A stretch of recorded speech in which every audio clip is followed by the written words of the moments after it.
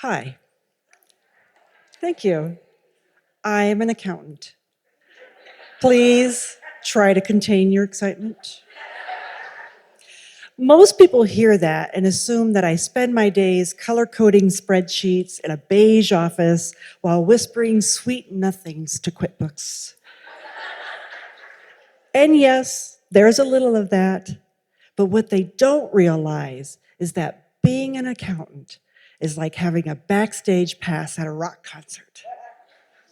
You're not front and center, but you see everything. You see the chaos. You see the cracks, the cables duct taped to the floor. You know what's working and what's about to blow. You see behind the curtain. And sometimes you're the one holding the curtain with one hand while fixing the lighting plan with the other, and you still get blamed when the fog machine goes off too early. But I didn't always plan to be the person behind the curtain. No, once upon a time, I had dreams, big ones. I was going to be a veterinarian. Not just any vet, a vet for Anheuser-Busch Clydesdale horses. I was going to assist in raising those magnificent animals that you see in the most heartwarming Super Bowl ads. It was a natural progression for me, taking my love of horses into a lifetime career. I had my eyes on the big time. Brushing manes, doing barn rounds, living the large animal dream for a group of very well-known and much-loved animals. But then life happened. My father passed away when I was 15, and in my mind, our family business needed hands. Adulting came early.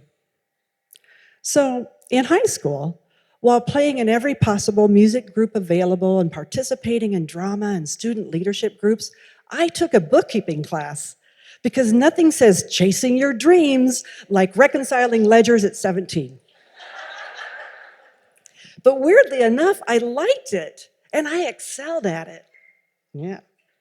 I found purpose, stability, and here was a way to help my mom. Because of my involvement playing piano since kindergarten and participating in school bands, my mom thought that I should consider a degree in music. But I wanted to lean into accounting. I was building skills. I became the person who knew how to keep things organized and running. I was useful. And as an accountant, rather than a vet, I would smell better at the end of a workday. And then my mom sold the business. Cool. I was in college, knee-deep in debits and credits, and the very reason that I had chosen this path no longer existed. So I had a minor crisis, not the kind of crying in your dorm room type thing, more like, what exactly am I doing with my life, and is there any refund on this degree? I had built an identity around being useful and helpful, around being needed, and now I wasn't. That kind of uncertainty messes with you, but then I had this realization. All the skills I built, the problem solving and the reconciling superpowers, those were mine. I didn't need a family business to justify them, so I kept on going. And let me tell you, accounting has taken me on some interesting adventures. I've measured mountains of gravel to calculate the value of a giant rock pile. I've counted enough plumbing parts to justify a union card. I once did inventory for multiple Marshall Field stores, which is basically urban exploration with a barcade scanner. One time, a friend started a construction company and asked for help with estimates and books. The problem? I did not know how to estimate anything beyond how long I could avoid folding my laundry. So the solution? I joined the construction crew. That's right, steel-toed boots, demolition days, tiling floors, learning firsthand how a house actually comes together. I didn't just watch the sausage get made, I was stuffing the casing. And you know what? It made me a better accountant. It made me a decent carpenter. Well, it made me someone who knows what a joist hanger is, and no, that's not a medieval torture device. Along the way, another small profit startup asked me to handle their accounting. They hosted conferences in 3 cities. And I figured I'd be the budget person, maybe make a spreadsheet or 2. Instead, because of my organizational skills, I ended up running the main stage production. Sound, check. Lights, check. PowerPoints, script, speaker wrangling, caffeine drip, minor existential crisis. Check, check, check, check, double check. And because I was backstage the entire time, holding down the tech booth, the backup mics, and the nerves of every presenter on deck, bathroom breaks became theoretical. That's right. While speakers were giving inspirational TED-style talks about purpose and empowerment, I was back there doing mental math about bladder capacity and questioning every life that led me to this moment. Let me tell you, nothing screams glamorous accounting career like Googling portable urination devices for women. If only I had been introduced to the she-we earlier in life. But that's the job. Accounting doesn't just trap you behind the curtain. Sometimes it keeps you there for 8 straight hours with no exit, a headset, and a she-we in your emergency kit. And I still showed up for the next show. Somewhere along the way, someone found out that I was a musician. Remember back in high school, playing all the music? And by the way, thank you, Mother, for never letting me quit piano lessons or quitting school bands. So naturally, I was asked to fill in as the bass player. Yeah, suddenly, I'm playing bass in front of 3,500 people like this is totally normal. Spoiler, it wasn't. But I played, and it was awesome. I was a rock star and an accountant.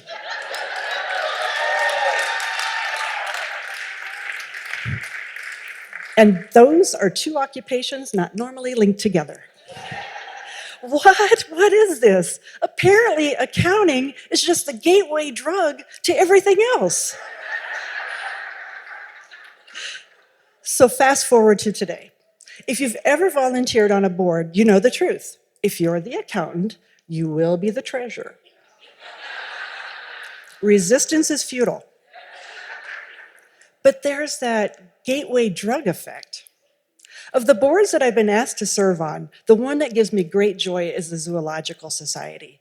I joined the board, thank you, helped raise money for exhibits and animal care, great stuff. It gives me very much pleasure and is very fulfilling. Then they needed someone on the Animal Welfare Committee. And I thought, sure, why not? I have opinions about lemurs. Who doesn't? Suddenly, I'm sitting in meetings with veterinarians and animal experts talking about the emotional well-being of a Francois Langer. Yes, that's a thing, and it has needs. Sitting in those meetings, I realized I had come full circle. Little me, the kid who wanted to work with animals, had taken a hard left into accounting, but through this winding, unexpected, sure, I'll try that journey, I had made my way right back to animals.